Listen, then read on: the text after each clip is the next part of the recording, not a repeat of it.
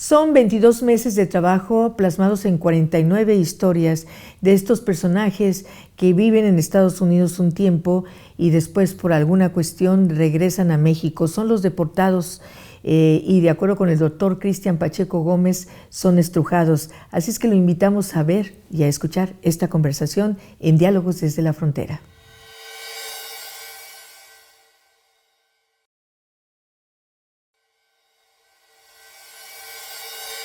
Bueno, pues bienvenido a Diálogos desde la Frontera. Hoy nos acompaña y nos da muchísimo gusto que lo haga el doctor Cristian Pacheco Gómez.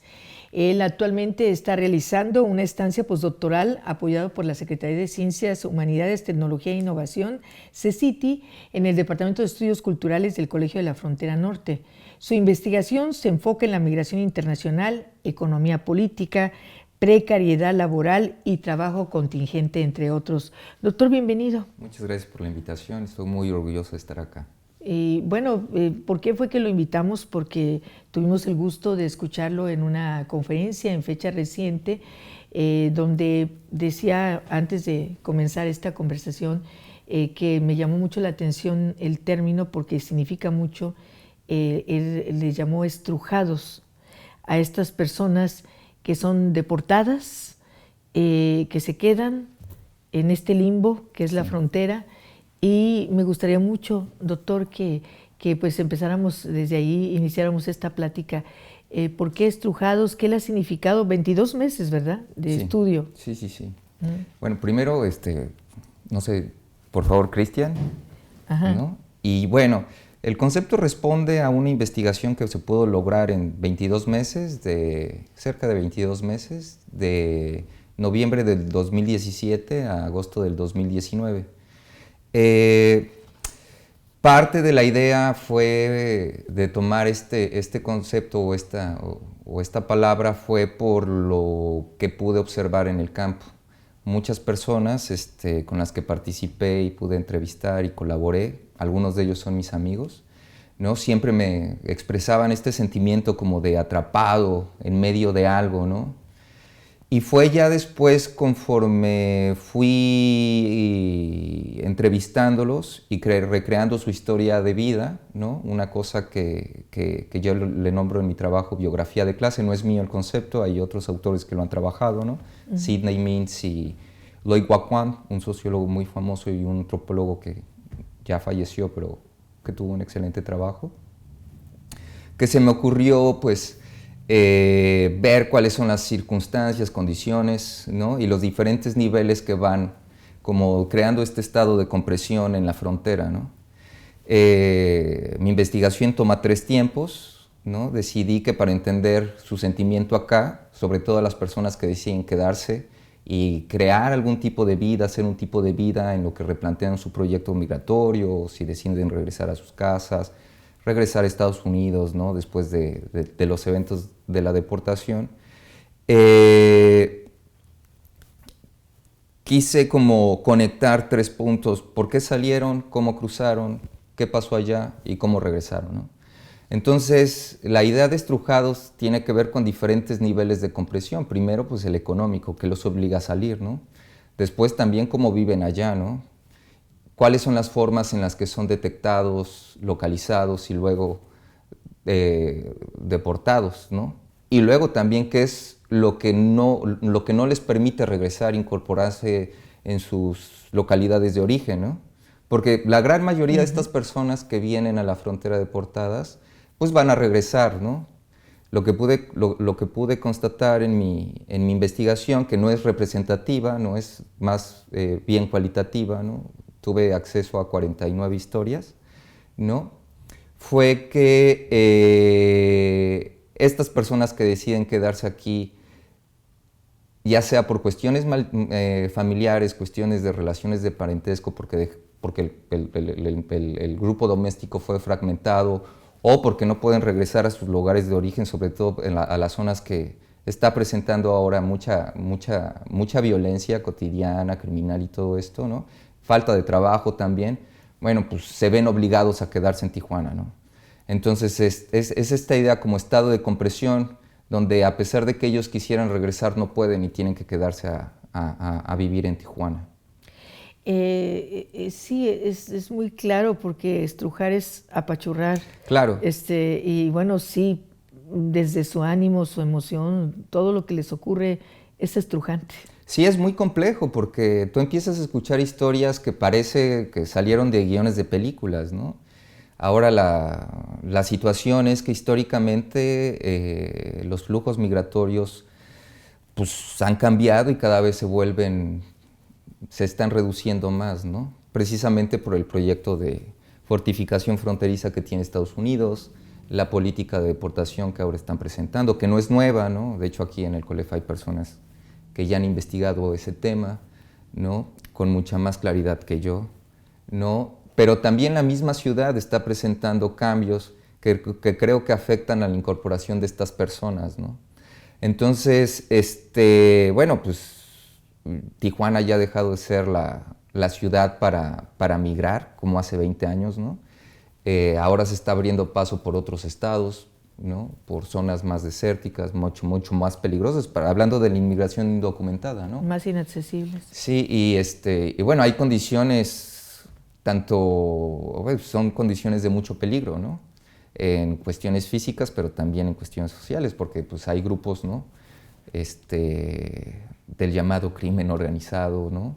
Que tienen, digamos, control de estos corredores y pues estas personas tienen que pasar por varios filtros. Luego la seguridad nacional también ha complicado la situación del pasaje, ¿no? Y bueno, pues no todas las personas tienen acceso a la frontera por medio de visas, ¿no? Ahora se está complicando también más. Entonces, esta situación como de barrera, ¿no? También impulsada por las cuestiones o los contextos que esta gente está viviendo dentro de México, está haciendo que poco a poco se empiece a cerrar esto por el norte y por el sur, Sí. ¿no? Entonces, de ahí viene la idea de exclusados. También, o sea, yo uso el término squeezed out, ¿no? En inglés, y fue lo que más se acercó, ¿no? Pero es precisamente esto, ¿no? Esta como pinza que Sí. cada vez se hace más obvia. Sí, que lo ilustra muy bien usted ahorita así con ese movimiento de las manos. Doctor, usted nos comparte que son 49 historias. Sí. Agregaría yo en ese sentido la 50, que es la suya. Claro. Porque usted también migró, estudió, regresa a hacer esta estancia postdoctoral, entonces es interesante. ¿Qué le significa escuchar estas historias? Y dentro de este conglomerado de 49 historias, si usted pudiera compartirnos cuando regresemos de esta primera pausa, en las 49, ¿cuáles fueron las que le impactaron? Porque dice usted, parecen de película, Sí, sí, pero son reales. Y en ese universo de 49 historias, ¿cuáles de esos 49 personajes regresaron de nueva cuenta a Estados Unidos? También me gustaría mucho.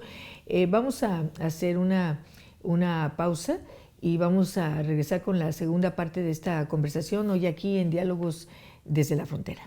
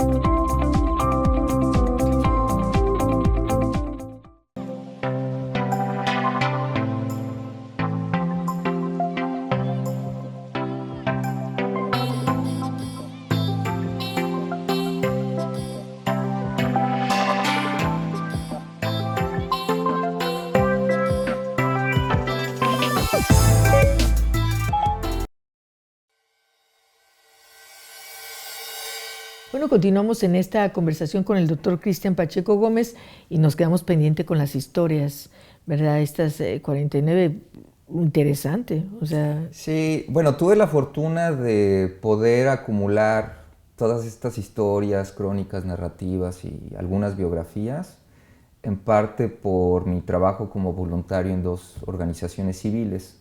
Esto fue clave para que yo pudiera ganar confianza, ¿no? No siempre es fácil, sobre todo para las personas que van llegando y pues uno nunca sabe si las va a volver a ver, ¿no? Esa es una parte. Sobre la diversidad del grupo, pues fue inmensa, ¿no? Me encontré gente del sur, del norte, del centro de México.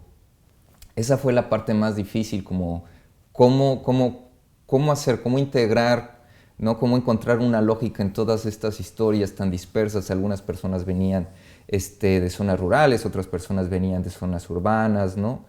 Y fue por eso que, de alguna u otra manera, para empezar a entender un poquito cómo se iban conectando estas personas, fui tomando como puntos clave donde ellos se iban encontrando. Uno, obviamente, es el espacio fronterizo, ¿no? De Tijuana.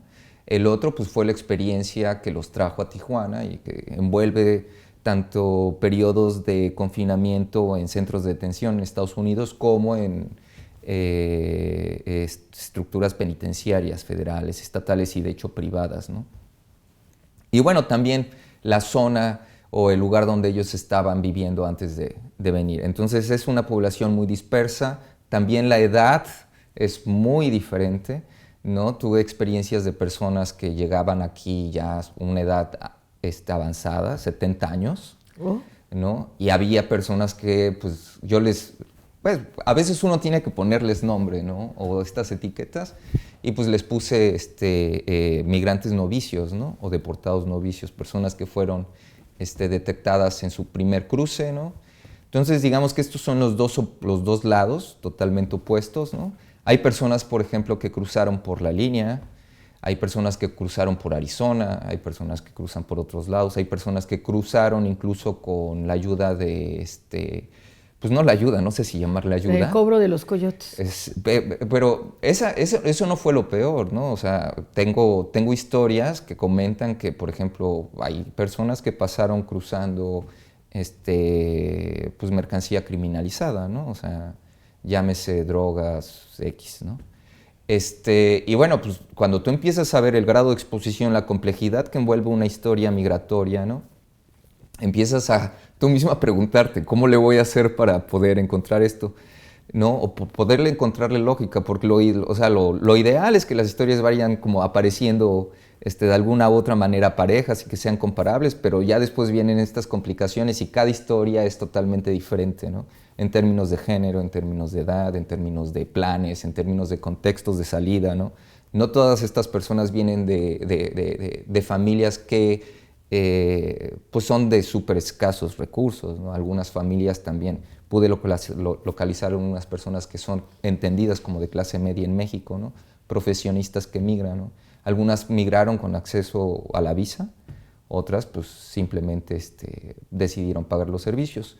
Sobre los casos que más me llamaron la atención, híjole, es que es difícil como hacer una selección. Pienso que no sería justo como discriminar. Discriminar, claro. Pero uno de los casos que más me impresionó y con los que tuve más cercanía fue, no voy a decir su nombre, pero es un amigo que de hecho no sé si siga viviendo, espero que sí, todavía no lo he podido recontactar, pero es una historia bastante interesante porque él entraría en la categoría que ahora, bueno, el presidente Trump de los Estados Unidos le ha nombrado como bad hombre. Ah, sí. ¿No? Pero cuando empiezas a revisar su historia desde niño, empiezas a entender cuál es el camino. Entonces llegó el momento en el que me empecé a preguntar y contestando un poco pues, este discurso, ¿no? Dice, en el 2016 se recuerdan mucho cuando dice nos están enviando a sus peores hombres, a sus peores personas, ¿no? Y bueno, ya después siguen 3 adjetivos que no quiero repetir porque son muy fuertes, sí. ¿No? Pero yo también a través de esta historia me pregunté, bueno, ¿qué tal si es Estados Unidos el que está haciendo estas personas y las está mandando acá? Básicamente voy a resumir porque tengo grabación, bueno, las conversaciones que tuve con él suman 9, 10 horas, ¿no? O sea, sí abrió su confianza. Sí, sí, sí. Bueno, esta persona es un varón aproximadamente de 40 años, ¿no? Fue deportado hace 8 años, ya había tenido varias experiencias de deportación, pero el punto principal que cambió su vida llegó a muy temprana edad, a los 5 o 6 años. Y pues él fue testigo de cómo abusaron de sus 2 hermanas. El contexto doméstico de esta persona es hijo de madre soltera, que emigra de México DF, por ahí de los 80s, y llega a California, ¿no? Entonces él, después de que ve esto, piensa, ¿cómo va a proteger a mi familia, no? O sea, es un hecho traumático y ser testigo de estos 2 abusos, pues le cambió, y lo que más acercaba a eso, ¿no? Era, digamos, usando el estatus barrial, ¿no? y de prestigio, ¿no? De donde vivía, era pues, acercarse con las pandillas locales, ¿no? Entonces ahí empieza su carrera, ¿no? Y de ahí él va a pensar que se va a hacer fuerte, va a proteger a su familia, pero pues, su mamá tiene 2 o 3 trabajos, entonces, o sea, ¿qué pasa con alguien que van haciendo en este ambiente, con estos traumas? Bueno, pues ya voy a hacer el resumen, ¿no? Resulta que él empieza su carrera, ¿no? Dentro del pandillaje, tiene contacto con mercados clandestinos, ¿no? Llega a prisión, ¿no? Tanto en la juvenil, cuando era joven hasta adolescente, y cuando es adulto, ¿no? Entonces es una persona que básicamente creció solo. Y no es porque su mamá fuera desobligada, ¿no? Sino que trabajaba todo el tiempo. Entonces, o sea, y esa superexplotación cuenta mucho en las historias de estas personas. Ahora, cuando uno dice son bad hombres, pues sí, pero ¿cuáles fueron las circunstancias que están haciendo estos bad hombres? Y es cuando entra la situación de clase, ¿no? ¿Qué tipo de trabajo también se está reproduciendo en Estados Unidos, ¿no? Bueno, aquí el doctor Rafael Alarcón Acosta tiene una investigación sobre eso, y él junto con la doctora Odgers y el doctor Scala, lo han documentado muy bien. O sea, la mano de obra mexicana en Estados Unidos es altamente explotable y ocupa, pues desgraciadamente, ¿no? Los lugares de esos mercados de trabajo menos pagados, menos remunerados, más informales y más contingentes. Entonces, entre el trabajo, la historia, la deportación, ¿no? Yo creo que son cosas que se tienen que tomar en cuenta también para entender el contexto de decisión o el horizonte que estas personas van a tomar y cómo van a actuar. Para ya no seguir esta historia tanto, porque tiene muchos detalles, es impresionante, pues esta persona llega aquí a Tijuana y termina en el Bordo. Claro. Cuando era el famoso Bordo, ¿no? Entonces, cuando uno... Porque ahorita ya no, sí, ya no existe. Sí, pero digamos que el Bordo como espacio mítico, urbano, ya no existe, pero sí hay microbordos. Claro. ¿No? Claro. Doctor, te vamos a tener que hacer pausa para regresar con la tercera parte de esta conversación. Vamos a lo siguiente.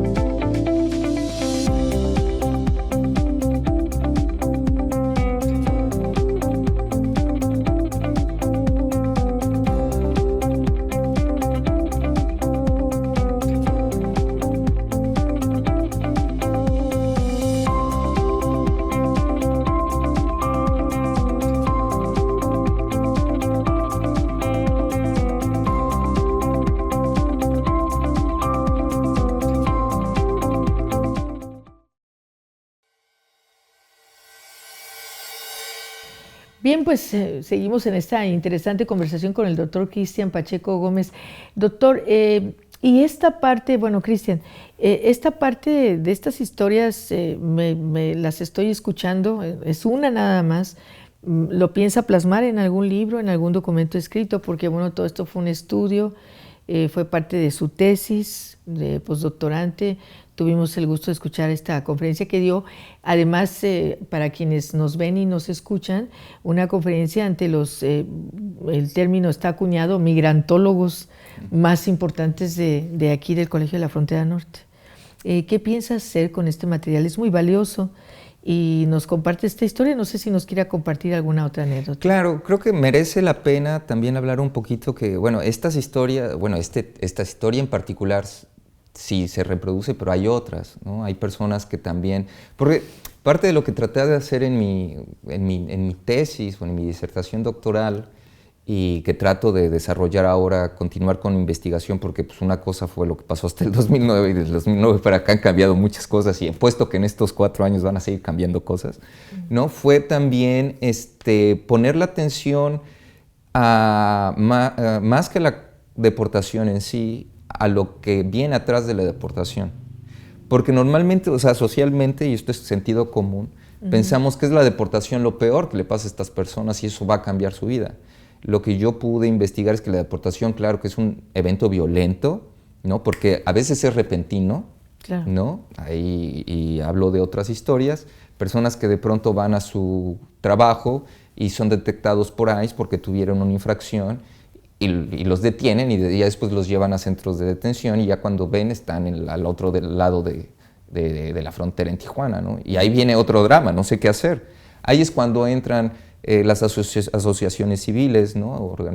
Organizaciones no gubernamentales que son clave para su ayuda. Sin embargo, también este tipo de circunstancias los va a obligar a tomar decisiones, ¿no? Sobre todo para las personas que se quedan, porque no tienen control de a dónde van, a qué hora regresan, ¿no? Claro que ayudan, por ejemplo, los albergues son de mucha importancia, ¿no? Pero van a ser claves para su incorporación. Y ojo, pongo incorporación y no inserción, porque son como dos términos diferentes. Se incorporan, pero no se adaptan, ¿no? Algunos no se adaptan, ¿no? La otra situación es, por ejemplo, te vas a encontrar personas que van a experimentar trabajos en el sector informal y en el sector formal, ¿no? Algunas personas intentan en la maquiladora, pero se van a aburrir, sobre todo los hombres, ¿no? Otras personas van a intentar, por ejemplo, ingresar al sector servicio, que ahora está de boom, ¿no? En Tijuana, en la zona Río, en toda esta zona de bienes raíces que le llaman zona dorada, ¿no? Con las famosas torres, ¿no? En los servicios médicos, a veces como intendentes, ¿no? Entonces, ese punto también es importante, porque uno pensaría que estando en Tijuana, donde hay mucho trabajo, bueno, pues inmediatamente te acoplas y ya todo va a estar bien, y no. Pero bueno, dejas familia allá, no puedes regresar a tu tierra, ¿no? Y la otra situación es que el salario también aquí no alcanza para tanto, ¿no? Porque, bueno, todo está, pues, valorado en dólares, ¿no? La renta está en dólares, entonces también se empiezan a crear estos espacios, ¿no? Estas fronteras internas dentro de la ciudad que hacen un poco difícil la incorporación. Luego viene la otra situación. La idea de valorización de la mano de trabajo que ellos tienen es muy diferente a la que experimentaron allá acá, a pesar de que son más explotados en Estados Unidos, o igual de explotados, pero allá la idea de ganar en dólares crea una subjetividad muy particular, y llegué a escuchar mucho esta idea de, pues es que trabajar en México, ¿por qué voy a trabajar tan poco, no? Entonces eso también va a contar en este proceso de incorporación, ¿no? Y bueno, hay otras historias donde no son tan dramáticas, que vienen con ahorros que van a invertir, van a poner algunos negocios y que la historia no va tan mal y no va tan dramática. Entonces, parte de esto creo que también es apuntar a que no todas las deportaciones van a ser trágicas, no todas las deportaciones van a llevar a estas personas a vivir, por ejemplo, a estos lugares como El Bordo. No todas las personas van a estar como indigentes, ¿no? Pero sí hay que poner atención en las condiciones en las que se van a incorporar, ¿no? Sobre todo en una ciudad que es tan cara como Tijuana. Y pasa, doctor, que ahora con todo este gobierno de Trump, esta segunda etapa, se puso como mucho atención a los deportados, pero es algo, pues de alguna manera nueva. No era un enfoque antes saber qué pasaba con esa gente que deportaban. Mira, qué bueno que tocas ese tema, porque de hecho... o sea, parte de lo que yo pude investigar, mira, hasta el 2006 el tema de la deportación como que era el tema en Tijuana, ¿no? Me acuerdo, tengo historias del 2013, 2015 que llegaban cortes de personas deportadas y que ya los albergues estaban llenos y que la casa del inmigrante estaba llena y que ya no sabían qué hacer y que luego el bordo se empieza a poblar y que había 3,000 personas viviendo ahí y todo esto, ¿no? Y que se le empieza a estigmatizar.